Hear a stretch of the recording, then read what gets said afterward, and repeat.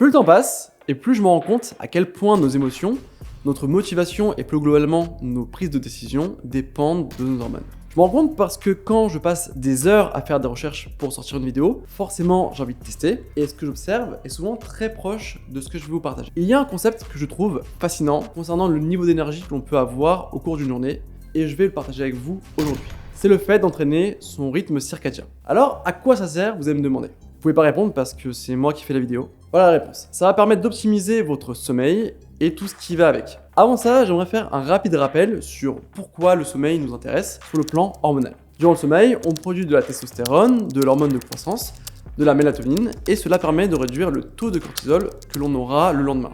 Des études ont par exemple démontré que dormir 5 heures par nuit durant une semaine faisait baisser son taux de testostérone de 15%. Et c'est durant le sommeil profond que le corps sécrète le plus de testostérone. Si vous ne savez pas pourquoi la testostérone est importante pour vous, je vous invite à visionner la vidéo sur le sujet. Non, en fait, elle n'est pas encore sortie, mais bientôt peut-être. Abonnez-vous pour pas la louper. A contrario, moins vous dormez et plus vous produisez de cortisol. Et plus vous avez une chance d'avoir un pic de cortisol avant de dormir et non le matin au réveil.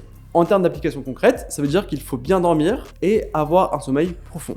Ça, tout le monde le sait. Ce qu'on sait moins, c'est qu'on peut entraîner son rythme circadien. La question, c'est comment?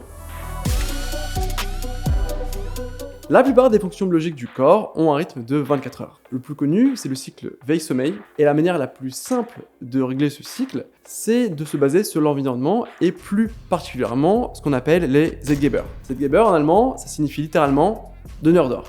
Il s'agit de stimuli permettant au corps de régler son horloge interne. Ça va être la lumière, les heures d'alimentation ou encore la température. Et le plus connu et le plus efficace, c'est la lumière. C'est pour ça que toutes les personnes qui ont déjà tapé sur Google « Comment s'endormir rapidement ?» c'est qu'il faut éviter la lumière bleue avant de s'endormir. Faites pas semblant, je vous vois. À partir du moment où le corps reçoit de la lumière, il considère que c'est l'heure de se réveiller. Pareil pour l'obscurité, votre corps considérera qu'il est temps de se détendre, de se reposer ou de dormir. Il faut donc apprendre à votre corps de calquer son rythme veille-sommeil sur le rythme obscurité-sommeil. Ces fonctions suivent un rythme de 24 heures. Mais quand vous commencez à décaler l'heure du repas, la température de votre corps ou les heures d'entraînement, il ne faut pas s'étonner d'avoir la pêche à 1h du matin et de se sentir complètement éclaté à 8h du mat. La chronobiologie, c'est le fait d'apporter un maximum d'informations à votre horloge circadienne pour l'aider à se remettre à l'heure. Et ces infos, c'est les stimuli de votre environnement. Par exemple, on sait que lorsqu'on va se coucher, il vaut mieux avoir un petit peu froid, et pour ce faire, vous pouvez baisser la température de la pièce,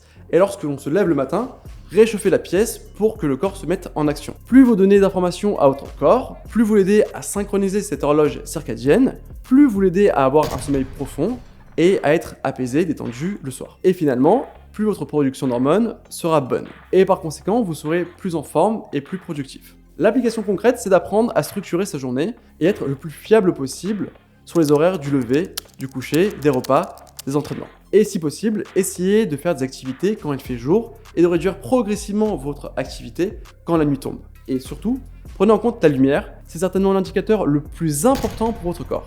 Si vous faites un gros repas 1 heure avant d'aller vous coucher après avoir fait une bonne séance de sport, vous allez certainement avoir beaucoup de mal à dormir, parce que vous serez en train de dérégler cette horloge. Par exemple, avant je faisais mes séances de sport le soir, mais le problème c'est que je m'entraînais quand il fait nuit et le corps n'est pas censé fournir un effort intense dans ces conditions. Et ensuite, forcément, le corps est chaud, excité, et ce ne sont pas de bonnes conditions pour s'endormir. Quand vous le faites, le message est aussi clair que l'ordonnance de votre médecin. Ne faites pas ça. Si vous le faites, vous aurez un taux de cortisol élevé, ce qui vous empêchera de dormir, et le lendemain au lever, votre taux de cortisol sera médiocre. Vous allez bien ramer pour démarrer votre journée. Mais tout ça, on en reparlera dans la prochaine vidéo.